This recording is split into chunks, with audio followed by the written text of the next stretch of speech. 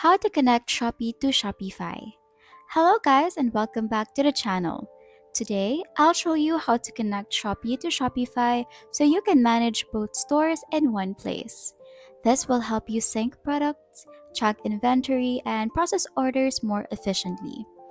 Since Shopify doesn't have a built-in Shopee integration, we'll use a third-party app. Here's how. Open Shopify, go to the App Store, and search for Shopee integration. Apps like Commerce, Shopee, or Shopify Marketplace Connect work best. Install your chosen app, then open it.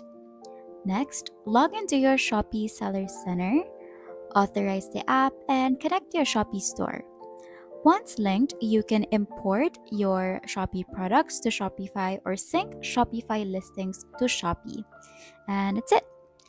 Now your stores are connected and orders will sync automatically.